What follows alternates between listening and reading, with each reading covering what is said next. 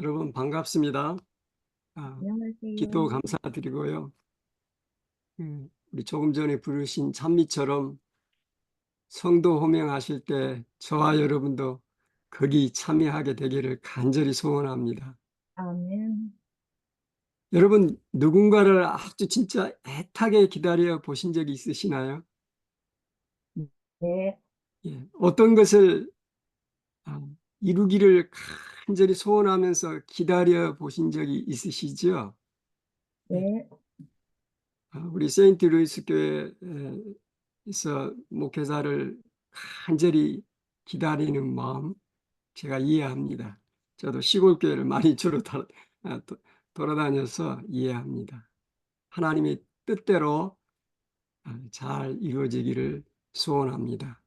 그리고 병상에 계시는 분들, 그 질병이 낫기를 정말 애타게 기다리죠. 본인뿐만 아니라 주위에 있는 가족들이, 친척들이 얼마나 애타게 기다리십니까? 그죠? 그런 모든 소원들이 하나님의 뜻대로, 하나님의 은혜대로 이루어지기를 바랍니다. 그래서 아멘. 저는 오늘 특별히 설교 제목을 파수꾼이 아침을 기다림보다라고 하는 제목으로 하려고 합니다. 자, 보겠습니다. 자, 파수꾼이 아침을 기다림보다 점점점점 이제 오늘 설교의 목표는 이겁니다. 각자가 뒤에 있는 답을 쓰시는 것입니다. 남의 얘기가 아니라 누구 장로님, 누구 집사님 얘기가 아니고 파수꾼이 아침을 기다림보다 나는 그 다음에 이제 여러분이 작성하시는 것입니다. 그래서 110편 130편 6절에 파수꾼이 아침을 기다림보다 내 영혼이 주를 더 기다리나니 참으로 파수꾼의 아침을 기다림보다 더하도다. 이 시인은 파수꾼이 아침을 기다림보다 주님을 더 기다린다고 고백하고 있습니다. 이 시인의 고백이 저와 여러분의 것이 되시기를 소원합니다. 아멘.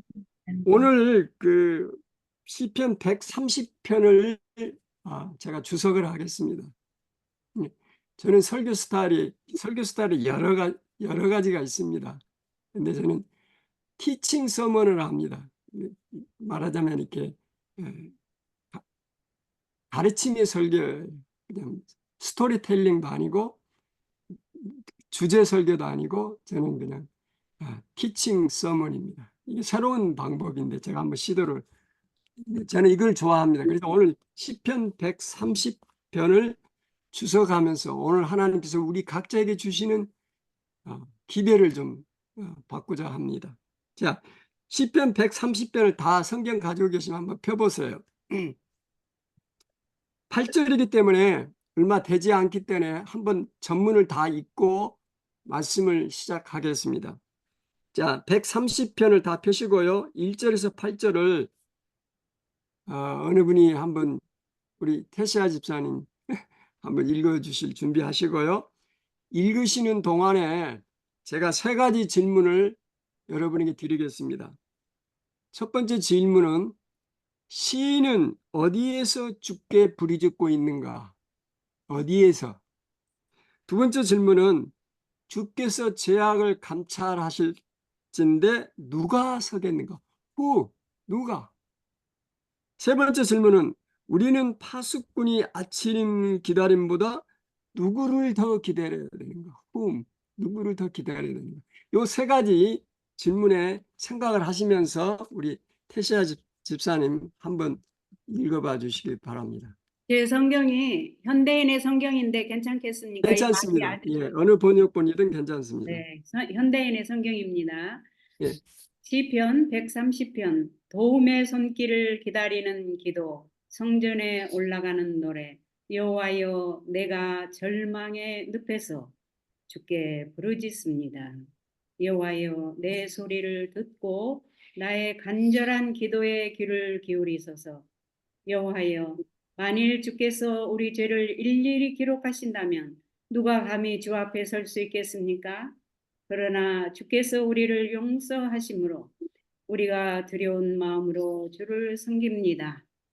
내가 여호와의 도움을 기다리며 그의 말씀을 신뢰하노라. 하숫병이 아침을 기다리는 것보다 내가 여호와를 사모하는 마음이 더하구나.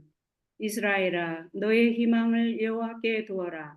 그는 한결같은 사랑을 베푸시며 언제나 구원하기를 원하시는 분이시다. 그가 이스라엘을 모든 죄 가운데서 구원하시리라. 예, 감사합니다. 자, 시인은 어디에서 지금 여호와께 하나님께 부르짖고 있습니까? 어디에서? 내가 알지. 1절. 성전 아닙니까? 자, 시편 우리 개역 한글 성경에는 여호와여 내가 깊은 데서 주께 깊은 데서 지금 부르짖고 있습니다. 아까 현대인의 성경이 뭐라 그랬습니까? 절망의 늪. 늪에서, 절망의 늪에서 부르짖고 있습니다. 이 시편의 표제는 작가가 나타나지 않지만은 대개 다윗이 이 시를 증거로 생각을 합니다. 시인이 이 절망의 늪에서, 절망 중에서 하나님께 부르짖는 죄의 고백이에요. 만약에 하나님께서 그 사람의 죄에 따라서 처치하실 것 같으면 진짜 절망의 늪속에서 절망으로 떨어지는 그런 지금 상황입니다. 그런데 하나님께서 어떻게 하셨어요? 이 죄인을 용서해 주시고 구원해 주셨다 하는 게 이 시 130편의 요지입니다. 여러분은 살아오시면서 혹 깊은 절망의 늪, 깊은 데로 혹은 깊은 흑암 속으로 떨어져 보신 경험이 있으시나요? 사업을 네. 하다가 잘 나가다가 그냥 진짜 쫄딱 망해가지고 죽기를 구하는 그런 순간이 있으셨는지 모르겠어요. 아니면 어떤 인간 관계 속에서 잘 해결되지 않아서 정말 깊은 데서 갈등과 고민으로 힘들어하는 순간이 있었는지 모르시겠어요. 또 어떤 분들은 원하지 않는 질병으로 정말 절망 가운데 빠지신 분도 있으실 거예요. 이때 하나님께서 우리에게 어떻게 말씀하시는지를 한번 기억하시고 바랍니다. 과거의 기억을 한번 되살리면서 하나님의 은혜 가운데서 내가 어떻게 빠져나왔는지를 생각하시면서 하나님께 다시 한번 찬양하는, 감사하는 그런 시간이 되시기 바라겠습니다. 자, 다윗은 정말 절망의 늪에 빠졌어요. 강력한 군대를 물리쳤던 그 용사가 한 여인에 의해서 정복당했던 다윗의 경험을 기억하시나요? 사무엘하 11장에 그 사건이 나오죠. 그 상대가 누구였습니까? 바세바였잖아요. 자, 사무엘하 11장 1절에 보면 그 스토리가 거기에 다 기록되어 있습니다. 짧은 시간이기 때문에 제가 다 말씀 못 드리지만 이겁니다. 다윗이 이제 그 암몬을 정복하기 위해서 전쟁터에 나가야 되는데 나가지 아니고 왕궁에서 편하게 있고 요압 군대 장관 요압만 보냅니다. 내가 나가지 않아도 암몬은 이제 넉넉히 이길 수 있다고 하는 자만심, 그다음에 그 교만한 마음이 좀 들었던 것 같아요. 그 다윗도 그래서 요압만 보내고 다윗 자기는 왕궁에 머물게 됩니다. 사무엘하 11장 1절은 이렇게 얘기합니다. 해가 돌아와서 왕들에 출전할 때가 되매 다윗이 요압과 그 신복과 온 이스라엘 군대를 보내니 저희가 암몬 자손을 멸하고 납발을 에워쌌고 다윗은 예루살렘에 그대로 있으니라. 자, 다윗이 여기서 그런 다음에 여러분 잘 아시다시피 왕궁에서 있다가 옥상에서 밑에를 내려다보니까 한 여인이 목욕을 하는데 심히 아름다워요. 그 여인이 바로 바세바입니다. 그래서 거기서 간음죄를 범하고 간음죄를 덮기 위해서 무슨 죄까지 범하죠? 살인, 살인죄까지 범합니다. 그 바세바의 남편이 누구예요? 우리의 바세바의 남편까지 죽여요. 그 사건이 11장에 나오는데요. 여기에서 다윗이 그 하나님의 마음에 쏙 들었던 다윗이 어떻게 그런 실수를 저지를 수 있었을까? 인간의 연약함이죠. 근데 여기 그가 실수했었던 이유는 왕들이 출전할 때 어디로 가야 돼요? 전쟁터로 가야 되는데 지금 왕궁에 머무른 거예요. 그가 지금 실수했던 첫 단계는 잘못된 장소에 있었던 거예요. wrong place. 왕들이 출전할 때 되면 당연히 전쟁터에 가 있어야 되죠. 그러나 제가 지금 잘못된 곳에 있었기 때문에 그렇습니다. 그 다음에 왕궁에 있으면서 아마 낮잠을 잤던 모양이에요. 뭐 무슨 고민거리가 있어도 제대로 잠을 못 이루고 일어나서 왕궁을 거니고 있었습니다. 많은 생각들이 오고 갔을 거겠죠. 그러면 그의 마음 가운데 생각이 많을 때에는 눈을 들어서 어디를 바라봐야 돼요? 하늘을 하늘을 바라보면서 하나님께 기도를 드려야 되는데 기도해야 할 순간에 지붕 아래를 내려다본 것입니다. 아래를 내려다봤어요. 그게 실수한 겁니다. wrong doing. 잘못된 일을 한 거예요. 기도해야 할 때 아래를 내려다보는 것입니다. 많은 분들이 질병에서 헤어나오기를 바랍니다. 기적을 바랍니다. 병 고침에서 나음을 바라기 전에 어디를 먼저 바라봐야 됩니까? 하늘을 먼저 바라봐야 됩니다. 병에서 나은다 하더라도 우리는 다시 어차피 죽을 인생이에요. 그래서 이 병에서 나음을 입을 뿐만 아니라 영원히 살 수 있는 그걸 붙잡아야 되는 것입니다. 살든지 죽든지 하나님의 뜻이 이루어지기를 바라야 되는 것이죠. 자, 이렇게 해서 다윗이 그 실수를 하게 됩니다. 사무엘하 11장에 그런 스토리가 나 실수를 하게 되는데 사무엘하 11장을 제가 이렇게 정리해 보았습니다. 사무엘 11장을 이제 요약한 것입니다. 인간의 눈은 속일 수 있었어도 하나님의 눈은 속일 수가 없었다. 다윗의 행위가 여호와 보시기에 악하였다. 거대한 골리앗을 물리쳤던 용사가 연약한 한 여인에 의해서 무너졌다. 평생에 여호와 보시기에 정직히 행하고 자기에게 명하신 모든 일을 어기지 아니한 하나님의 마음에 쏙 들었던 그가 어떻게 그렇게 쉽게 무너질 수 있었을까? 마땅히 있어야 할 곳에 있지 아니하고 당연히 해야 할 일을 하지 않았기 때문이다. 왕들이 출전할 때 전쟁터에 나가서 적들과 싸워야 할 일을 하지 않고 편안하게 왕궁에 머물러 있었기 때문에 시작된 일이었다. 반면에 마땅히 지켜야 할 본분을 지켰던 우리아는 자신의 목숨과 사랑하는 아내를 잃었지만 충성과 용기의 표본으로 우리 앞에 우뚝 서 있다. 여러분, 그 다음 구절에 이제 제가 한 절 한 절씩 한번 살펴보겠습니다. 이러한 다윗이 결국 고백한 것은 이겁니다. 130편 3절이죠. 여호와께서 주께서 죄악을 감찰하실 때 주여 누가 서리이까. 간음죄와 살인죄를 범한 이 다윗이 절망 가운데 부르짖는 건 뭐예요? 내 죄값대로 하면은 나는 결코 살아남을 수가 없는 사람이죠. 그래서 누가 주님 앞에 서리까 부르짖습니다.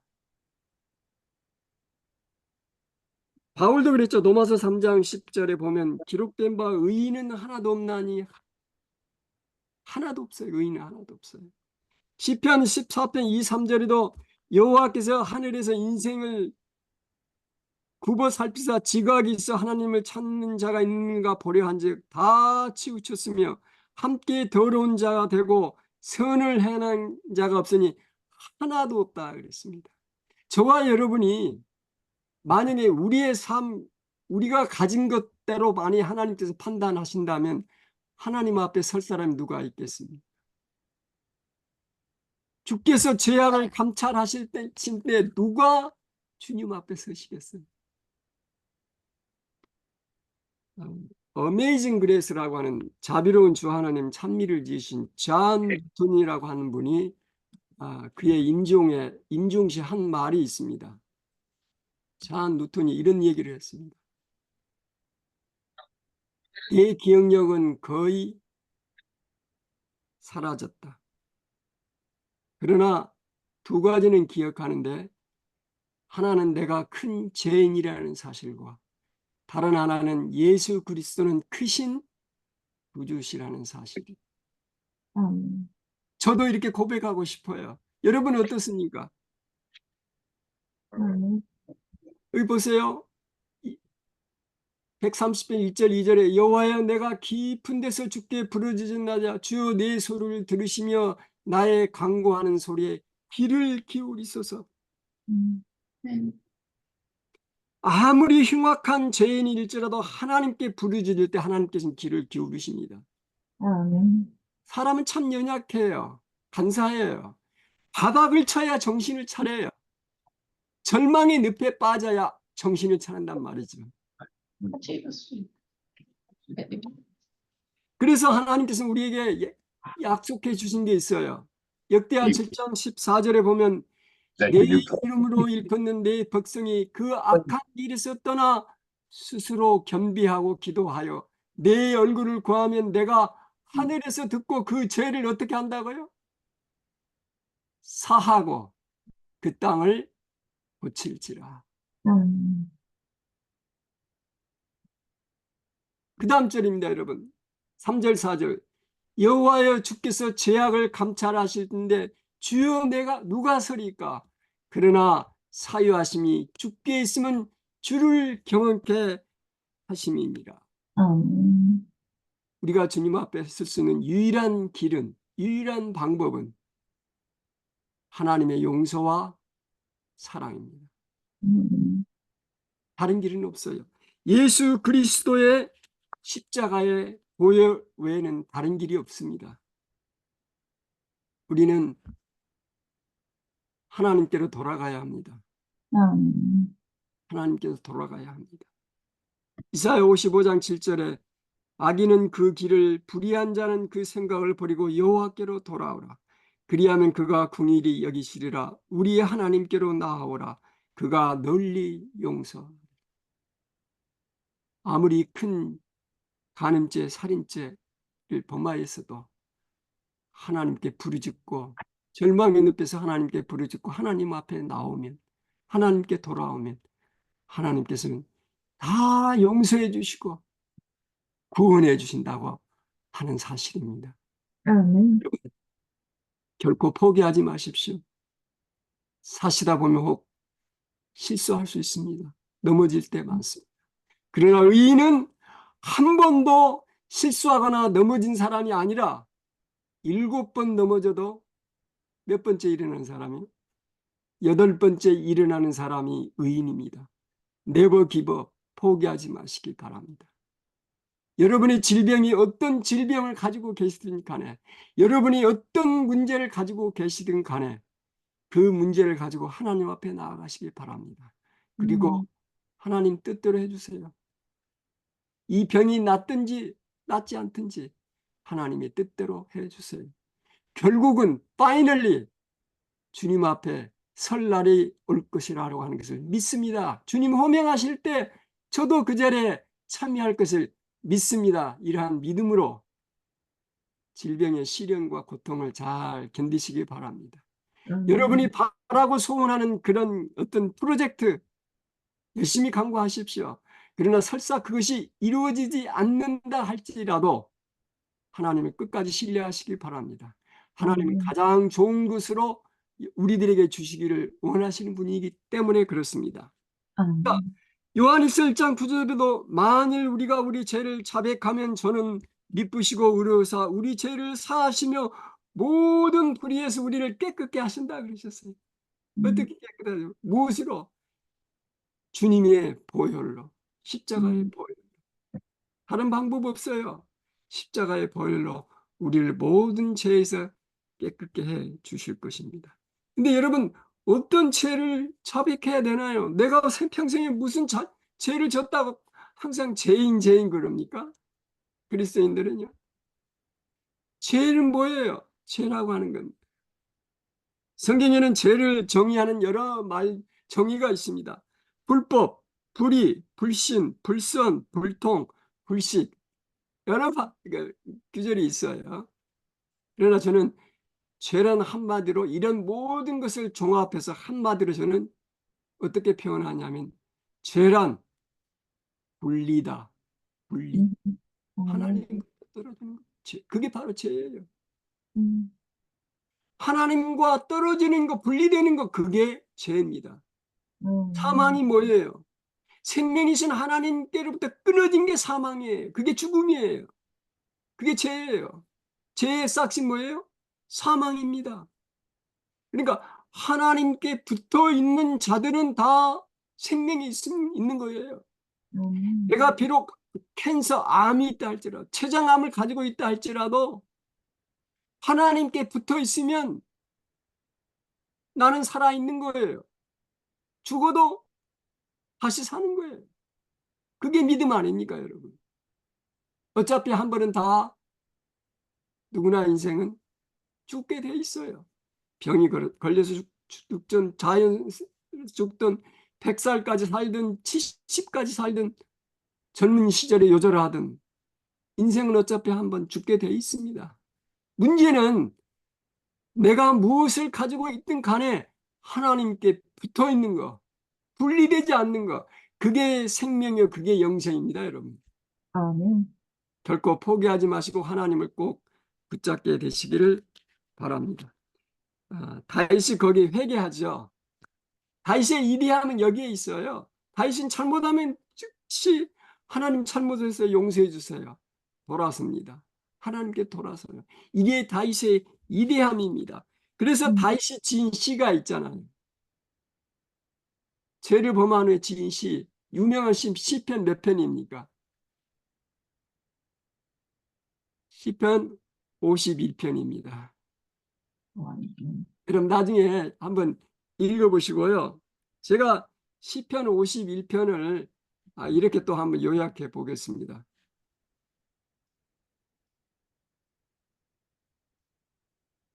김경숙 집사님 한번 읽어봐 주실 수 있으세요? 보이십니까? 아, 거기 지금 나와 있는 거요? 예, 시 51편 요약해 놓은 겁니다. 예. 어떤 대가를 치르고서라도 얻을 만한 가치가 있는 것이 쉼이다. 쉼이 없는 삶은 숨이 막히기 때문이다. 그래서 사람들은 쉼을 얻기 위하여 기꺼이 시간을 바치고 물질을 투자하기도 한다. 그런데 시간으로도 물질적으로도 값을 치를 수 없는 쉼이 있다. 그것은 반드시 필요하지만 인간이 스스로 얻을 수 있는 것이 아니다. 오직 그리스도 안에서만 얻을 수 있고 그리스도께서만 주실 수 있는 쉼이 있다. 이 쉼은 바로 죄책감으로부터 해방이요 죄로부터의 자유함이다. 우슬초로 시슴과 정한 마음에 창조와 정직한 영의 새롭게 합니다. 다윗은 한때 부러진 다리로 다시 일어나 춤을 출 수 있게 되기를 간구한다. 이제는 입술을 열어 주를 찬양할 시간이다. 아멘. 제가 그 시 52편의 아주 감동적인 그 구절에는 8절입니다. 나로 즐겁고 기쁜 소리를 듣게 하사 주께서 꺾으신 뼈로 즐거워하게 하소서. 아멘. 다윗의 다리가 꺾어졌어요. 살인과 그러니까 간음과 살인죄 때문에 이제 상징 영적으로 다리가 꺾어졌어요. 제대로 쓸 수가 없는 거예요. 그 꺾어진 뼈를 다시 생기를 주셔서 힘을 얻게 해서 이제는 그 꺾어진 뼈를 통해서 뭐 하는 거예요? 춤을 추게 하는 거예요. 댄싱하는 것입니다, 여러분. 음. 그 메시지라고 하는 바이블이 있어요. 그 메시지라고 하는 바이블에 그 2절을 이렇게 하고 있습니다. 제가 한글로 이렇게 번역한 건데요. 발로 밟는 노래를 틀고 한 번 부러진 뼈를 춤추게 하고 결점을 너무 가까이서 보지 말고 깨끗한 건강 진단서를 주십시오. 신이시여 제 삶의 혼돈으로부터 창세기 주관을 만들어 주십시오. 한때 잘못됐던 모든 것들이 이제는 회복돼서 오히려 그것이 전화위복이 되어서 그것을 인하여 댄싱, 춤을 추게 하는 그런 역사를 이루어 달라고 하는 다윗의 기도가 어쩌면 저의 기도예요. 어쩌면 여러분의 기도일 수도 있어요. 갑자기 생각이 납니다. 창세기 32장에 그 야곱이 400명을 거느리고 자기를 죽이기 위해서 다가오는 에서 그 상황에서 야복강가에서 하나님과 씨름하죠. 그죠? 혼자 씨름합니다. 그게 브니엘이라고 하는 장소인데요. 하나님께서 그 야곱의 그 환도뼈를 쳤어요. 다리를 쩔럭거렸습니다. 여러분 이제 스토리 잘 아시잖아요. 끝까지 포기하지 않고 붙잡았어요. 하나님 일부러 져주셨어요. 예수님이 져주셨어요. 그분이 예수님이세요. 져주셨어요. 그리고 야곱, 속여서 빼앗는 자라고 하는 이름을 승리자, 하나님과 싸워서 이겼다고 하는 승리자라고 하는 이스라엘로 바꿔주셨어요. 여러분 기억하시죠? 그 이후로 다니엘이 쩔뚝쩔뚝거리면서 그 날이 새서 쩔뚝거려 하는데 해가 쫙 비쳐옵니다. 아침 해가 비쳐와요. 여러분 기억하십시오. 하나님께서는 야곱의 환도뼈를 치신 다음에 그가 남은 생활 한 50여 년은 더 살았어요. 평생 동안 야곱이 쩔뚝거리게 하셨어요. 고쳐지지 않으셨어요. 왜 그러셨을까요? 왜 그러셨을까요? 기억하고 살라고. 하나님의 은혜를 늘 기억하라. 다리를 쩔뚝거린 데마다 하나님께서 야곱의 이름을 이스라엘로 이름으로 내 이름을 바꿔주셨지. 하나님 감사합니다. 하나님 감사합니다. 그 사실을 기억하시기 바랍니다. 흔적을 가지고 있을 때 흔적을 통해서 하나님의 은혜를 기억하시기 바랍니다. 사도 바울에게 왜 그 눈의 가시를 고쳐주지 않으셨어요? 왜 치료해 주지 않으셨어요? 그것을 통해 내 교만심을 자고한 마음을 방어하기 위해서. 그렇죠? 내 은혜가 되게 족하도다. 여러분에게 가진 핸디캡이 패션캡이 되시길 바랍니다. 핸디캡이 패션캡이 되시길 바랍니다. 원고에 없는 얘기인데 갑자기 또 생각이 나네요. 전에 어느 한 목사님이 우리 장로 수양회를 했어요. 근데 아주 그 멋있는 패션캡을 싹 쓰고 오셨더라고요. 아이 목사님 아주 미술가처럼 아주 멋있습니다라고 그랬더만은 그 목사님이 하신 말씀이 이거는 패션 멋이라고 쓰는 패션캡이 아니고 핸디캡입니다 그러시더라고요. 뭐 무슨 얘기에 무슨 뜻이에요 그랬더만은 머리가 많이 빠지셨어요. 그래서 여름인데 그때 해가 지면은 머리가 빠지셔서 너무 뜨거워서 뭐 이렇게 견딜 수가 없어서 모자를 쓰신다면 그래 햇빛을 좀 방지하게 해서 그래서 그분이 하신 말씀이 이거는 남들이 보기에는 겉으로 보기에는 패션 캡이 보이지만 실질적으로는 그게 핸디캡이랬다고 하는 사실입니다. 반면에 거꾸로 여러분의 핸디캡이 하나님에 의해서 패션 캡이 되시기를 바라겠습니다. 오늘 설교 도중에 빗나간 얘기들이 너무 많습니다. 마지막 질문 세 번째입니다. 우리는 파수꾼의 아침을 기다림보다 누구를 더 기다려야 해요? 시편 130편 6절 다시 한번 제가 읽겠습니다. 파수꾼이 아침을 기다림보다 내 영혼이 주를 기다리느니 참으로 파수꾼이 아침을 기다림보다 더하도다. 여러분 누구를 기다리세요?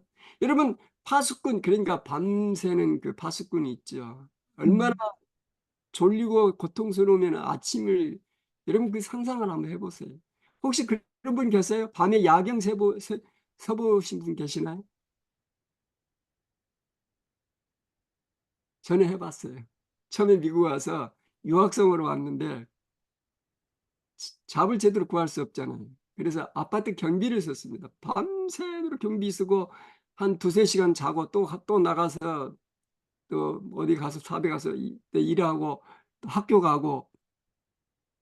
그런데 그 밤을 새는 게 얼마나 힘든지 너무너무 견디기가 힘들어서 뭐 실수한 고백을 하겠습니다. 차에 가서 잠깐 눈을 붙였는데, 잠깐인 것 같아요. 잠깐인데 마침 그 매니저가 그걸 봤어요. 그래서 파이어 당했습니다. 그런 경험도 있어요. 부끄러운 얘기지만 그랬습니다. 얼마나 밤 한번 새보세요. 낮에도 낮에 잠은 괜찮은데 남의 잠을 제대로 못 자요. 잠깐 아침에 두세 시간 와서 자고 또 나가야 돼요. 그러니 하루 종일 이게 졸리는 거예요. 머리가 띵 하니. 그런 시절이 있었습니다. 그런 과정을 겪어서 하나님께서 오늘날 여기까지 저를 인도해 주셨어요. 그 아침을 기다리는 것보다 정말 나는 지금 이 편안한 시절에 편안한 삶을 사는 동안에 정말 주님을 기다리고 있는가? 여러분 어떠세요? 주님을 기다리고 계시나요? 아멘. 주님을 기다리는 게 두렵나요?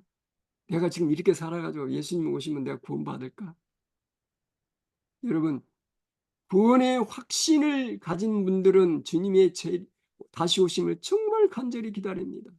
여러분, 주님을 간절히 기다리는 분들은 구원에 대한 확신을 가지신 분들, 여러분 구원 받으셨어요? 아멘. 받으셨어요. 십자가의 보혈을 통해서 구원 받았습니다. 받고 있어요. 받을 거예요.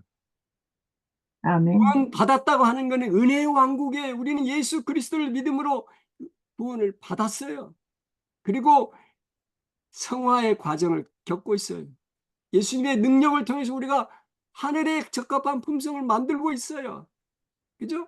내가 만드는 게 아니라 하나님께서 내 속에서 만들어 주시는 거예요. 구원 받아가고 있어요. 하나님께서 다 해주시는 거예요. 그 다음에 구원 받을 거예요. 주님 오실 때 착하고 충성된 종아, 내가 예비한 내 나라를 상속하라 받을 거예요. 그때 구원은요, 과거 현재 미래 다 하나님께서 우리 속에서 이루어 주시는 것입니다. 그럼 우리가 할 일은 뭐예요? 약속을 믿는 거예요. 그 다음 절입니다. 약속을 믿는 거예요.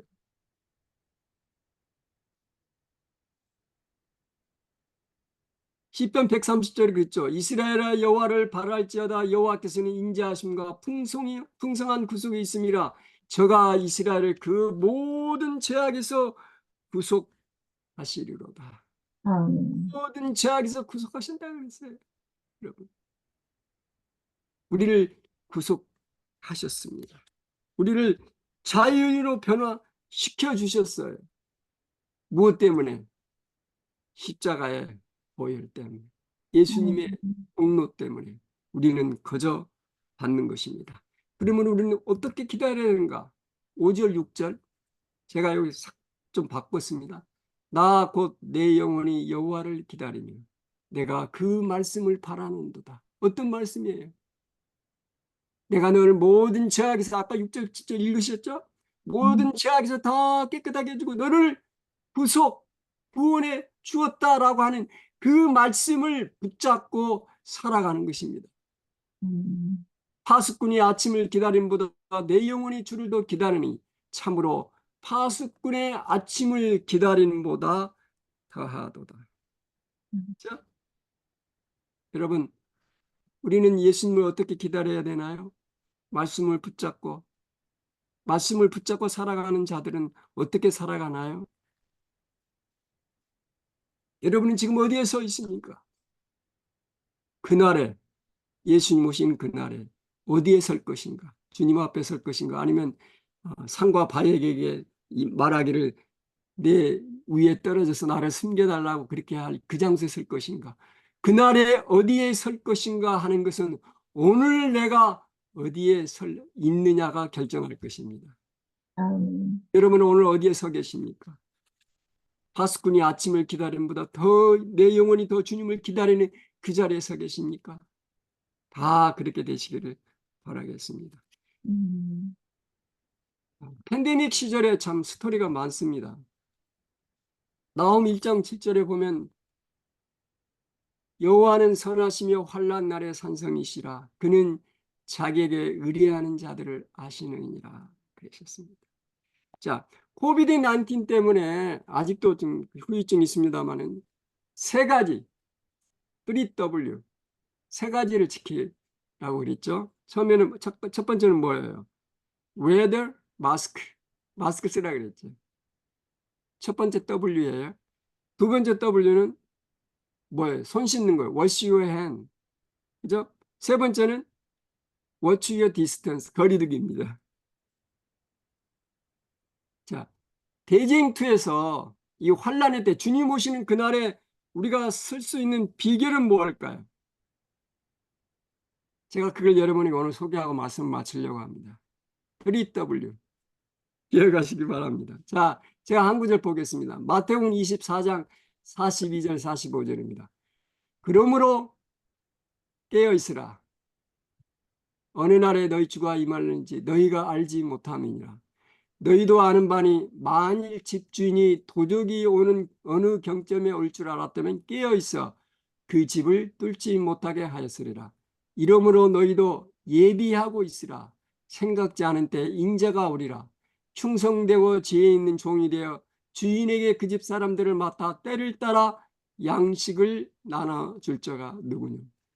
자, 3W입니다. 깨어 있는 거죠. 예비하고 있는 겁니다. 양식을 나눠주는 거예요. 자, 이거를 이렇게 에크로님으로 제가 만들었습니다. 깨어 있는 것입니다. Watch by prayer. 기도로 깨어 있는 것입니다. 누가복음 21장 31절을 한번 보세요. 기도로 깨어 있는 것입니다. 둘째는 예비하고 있는 것입니다. 뭘 입고 wear the garment. 예수님의 의의 옷을 입고 예비하고 있는 것입니다. 예수님의 의의 옷을 입는다고 하는 건 뭐예요? 성경의 진리로 마음을 견고히 하는 것입니다. 대쟁투 593페이지 보면 성경의 진리로 마음을 견고히 방어한 자들 외에는 아무도 최후의 대쟁투를 견디지 못할 것이다. 세 번째는 양식을 나눠주는 것입니다. Work with Holy Spirit. 성령님과 함께 동행하는 거예요. 성령님과 함께 동행한다고 하는 건 뭐예요? 전도입니다. 여러분, 기도, 성경 연구, 전도 세 가지. 이걸 저는 내 인생의 전성기라고 얘기합니다. 지금이 저와 여러분이 삶의 전성기를 누려야 할 때예요. 우리가 우리의 삶의 전성기를 누릴 때 주님 오실 거예요. 그때 호명할 때 저와 여러분이 설 수 있는 비결은 바로 이겁니다. 기도로 깨어있고 주님의 의의 옷을 입고 날마다 말씀을 붙잡고 살아가는 것입니다. 그 다음에 그 말씀을 나눠주는 전도의 삶, 전성기. 이것이 우리가 마지막 때 살아남을 수 있는 비결입니다. 제가 이제 말씀을 마치면서 시편 130편을 이렇게 요약해 보겠습니다. 우리 박태화 집사님 이거 읽어줄 수 있으시나요? 화면에 보이시나요? 시편 130편. 네, 잘 보입니다. 예, 읽도록 하겠습니다. 예. 상령과 단상 시편 130편. 시편 130편의 핵심 단어 세 가지는 부르짖음, 사유함, 그리고 풍성한 구속이다. 네 가지 연상되는 장소는 바다, 법정, 성벽, 그리고 노예시장이다. 깊은 바다에 빠져 부르짖는 죄인의 절망적인 몸부림 소리를 하나님은 들으신다. 사단은 그를 법정에 세워 유죄를 주장하지만 십자가는 무죄를 선언한다. 성벽에 서서 밝은 아침을 기다리는 파수꾼의 할 일은 무엇인가? 원수의 공격을 사전에 알아채서 경고의 나팔을 부는 일이다. 마침내 날이 밝고 노예시장에서 노예로 팔리는 죄인들이 자유함을 얻는다. 깊은 바닷속에서 두렵고 떨리는 법정에서 어둡고 캄캄한 성벽에서 노예시장에서 해방되게 하신 하나님을 찬양하자. 아멘. 결론입니다, 여러분. 아무쪼록 파수꾼이 아침을 기다림보다 저와 여러분이 우리 주님을 더 기다리는 그런 심정으로 살게 되시길 바라면서 그러한 저와 여러분에게 하나님의 풍성하신 은혜와 축복이 함께하기를 바랍니다. 오늘 주님이 오신다 할지라도 당당하게 주님 앞에 설 수 있는 저와 여러분 되시기를 간절히 소원하면서 오늘 말씀을 마치도록 하겠습니다. 아멘.